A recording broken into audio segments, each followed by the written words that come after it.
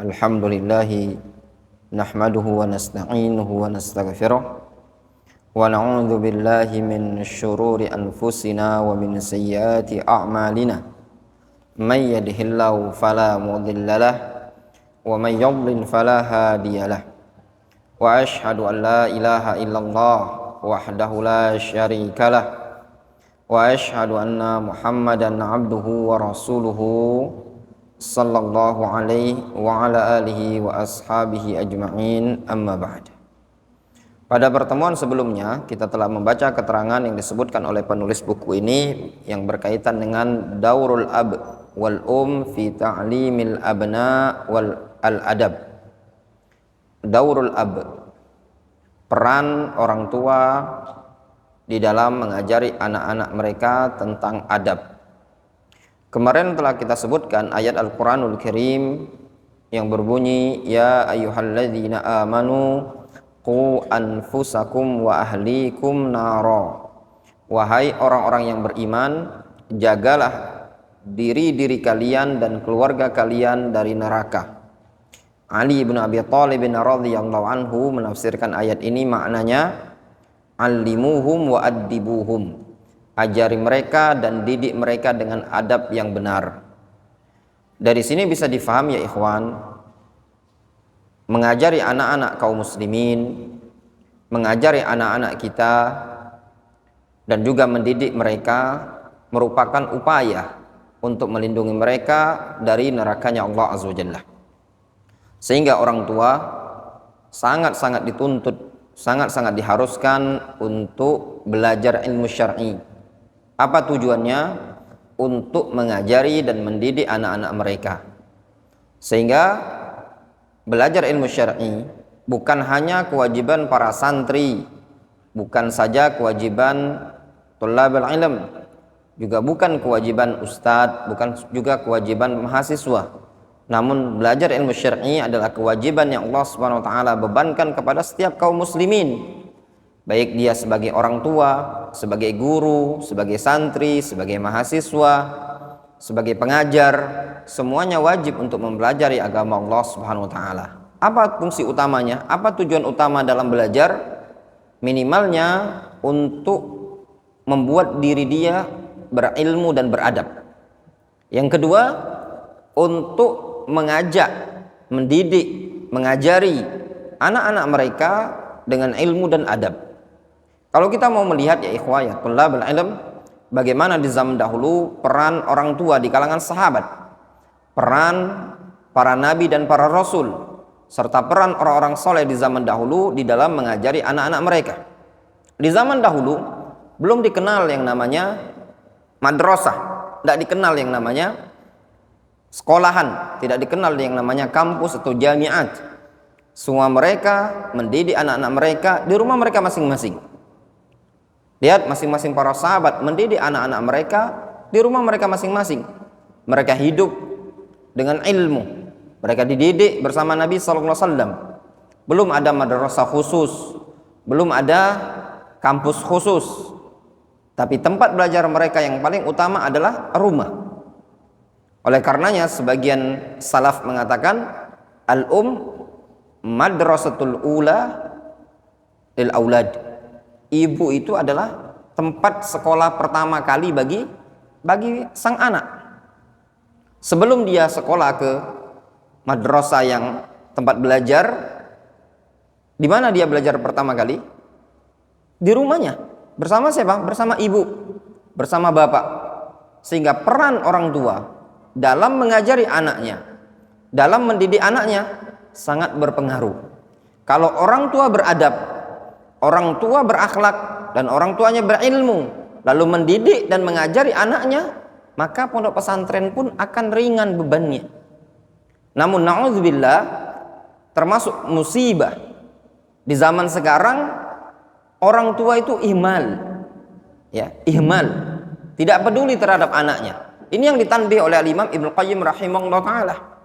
Sebab durhakanya anak, sebab anak-anak yang suka membangkang kepada orang tua, sebab utamanya adalah ihmalul aba.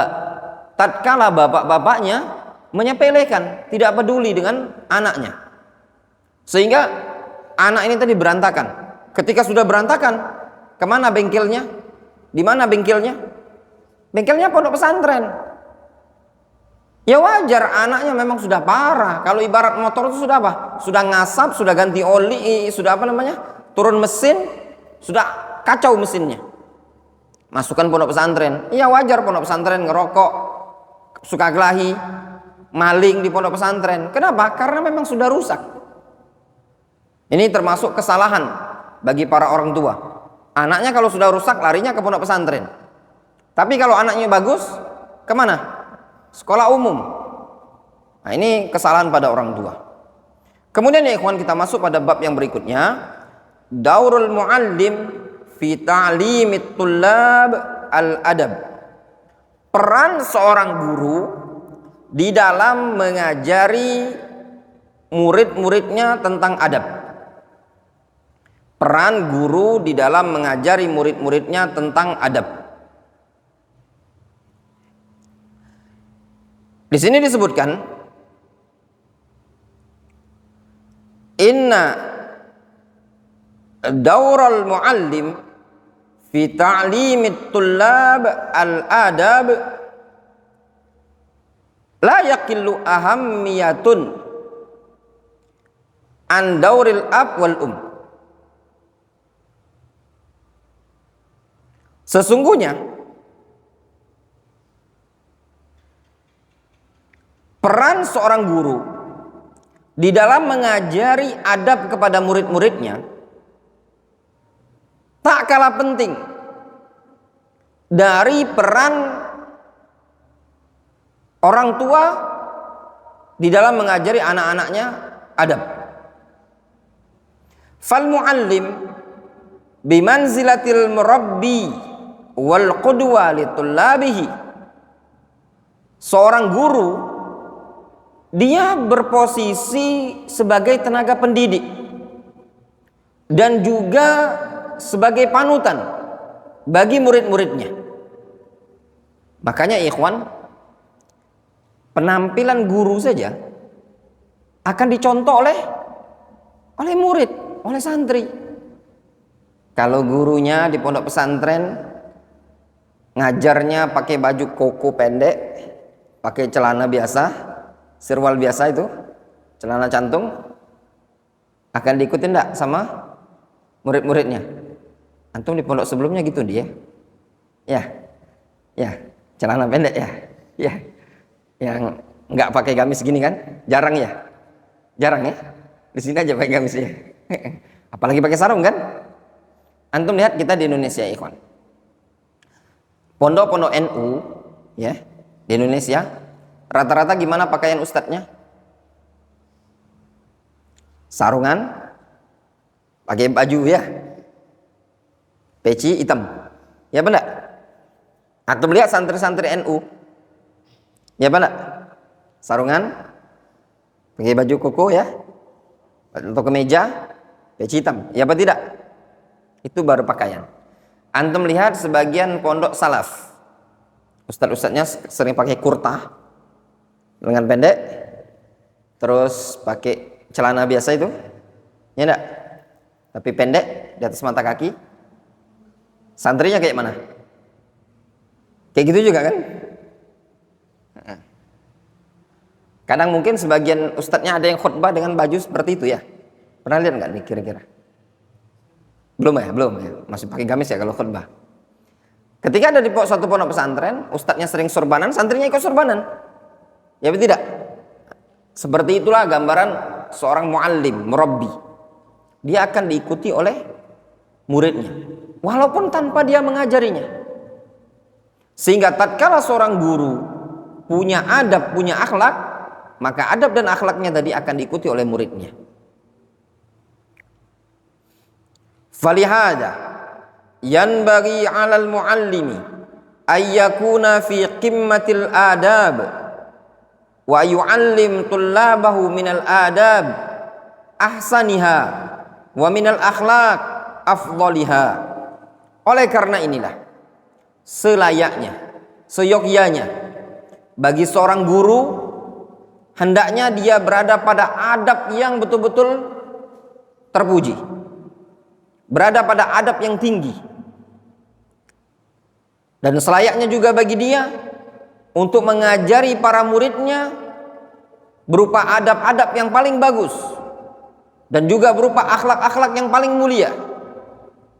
Itu selayaknya bagi seorang guru. Dia berupaya mengajari muridnya dengan adab, dengan akhlak. Walaqad kana salafuna rahimahumullah yahrisuna ala ta'limi tullabihim al-adaba wa yahussunahum 'alaiha. Sungguh dulu para salafun saleh rahimahumullah, mereka semangat sekali untuk mengajari murid-murid mereka berupa adab dan memotivasi mereka untuk beradab. Itu di kalangan salaf. Semangat untuk mengajari muridnya beradab, memotivasi muridnya untuk berakhlak. Faha huwa al-Imam Malik ibnu Anas yaqul li fata min Quraisy yahussu 'ala al-adab. Ini lihat Al-Imam Malik ibnu Anas, Imam Malik rahimahullah ta'ala, beliau pernah mengatakan kepada seorang pemuda di kalangan Quraisy, seraya beliau memotivasinya untuk beradab. Kata Imam Malik berkata kepada pemuda tersebut, ya bena akhi, ta'allam al-adab qabla an tata'allam al-ilmah. Ya bena akhi, ta'allam al-adab qabla an tata'allam al-ilmah. Pelajari oleh engkau adab sebelum engkau belajar ilmu. Beradab dulu sebelum engkau belajar hadis, sebelum engkau belajar ilmu-ilmu yang lain. Namun ya ikhwan, perlu untuk fahami, maksud belajar adab ini belajar tata cara berilmu, bagaimana cara mengambil ilmu yang benar, bagaimana cara sikap yang baik terhadap guru, terhadap teman, adab-adab yang ringan, yang gampang untuk dia pelajari sebelum dia mempelajari ilmu-ilmu yang luas. Dan perlu untuk ketahui, Islam ini penuh dengan adab, penuh dengan akhlak. Itu adalah dakwah Nabi kita Muhammad SAW. Islam mengajarkan adab kita bagaimana terhadap Allah Subhanahu wa ta'ala, adab yang benar. Islam juga mengajarkan bagaimana adab kita terhadap Nabi SAW. Juga Islam mengajarkan kepada kita bagaimana adab kita terhadap orang-orang lain, terhadap umat manusia. Bahkan Islam mengajarkan bagaimana adab kita terhadap orang-orang kufar. Al-Imam Ibnu Qayyim rahimahullah ta'ala, beliau punya buku namanya Ahkam Ahli Zimmah, hukum-hukum ahlu zimmah, terkait dengan orang-orang kufar. Bagaimana sikap Islam, adab Islam yang benar, itu disebutkan oleh para ulama. Qala Ibnu Wahb, berkata Ibnu Wahb,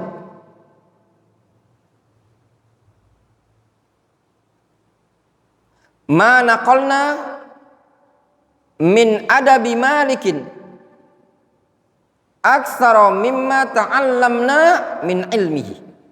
Apa yang kami nukilkan, apa yang kami bawakan, yang kami dapat dari adabnya Imam Malik jauh lebih banyak dibandingkan dari apa yang kami pelajari dari Imam Malik berupa ilmu beliau. Abdullah ibnu Wahab, beliau adalah muridnya Imam Malik rahimahullah ta'ala. Beliau mengatakan, yang kami dapatkan dari Imam Malik, yang kami nukilkan dari Imam Malik berupa adab-adab Imam Malik jauh lebih banyak dibandingkan ilmu yang kami dapatkan dari Imam Malik rahimahullah ta'ala. Menunjukkan apa? Menunjukkan bahwasannya di kalangan para salaf, mereka lebih mementingkan untuk mempelajari adab dibandingkan segala sesuatunya.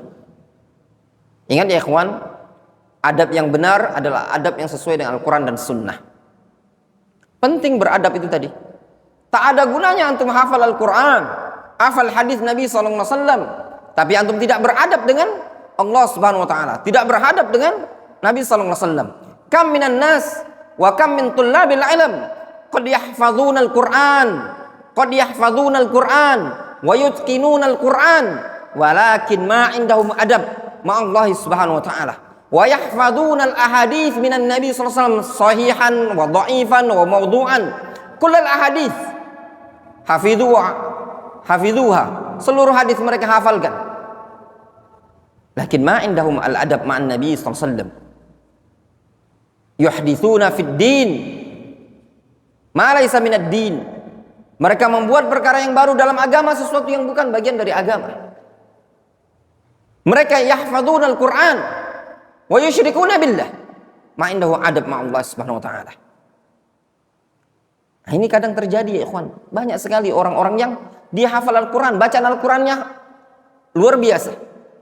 Kalau mau dikatakan bacaan Al-Qurannya rotban kama unzil, bacaan Al-Qurannya betul-betul mantep, basah sebagaimana Al-Quran diturunkan kepada Nabi kita Muhammad SAW.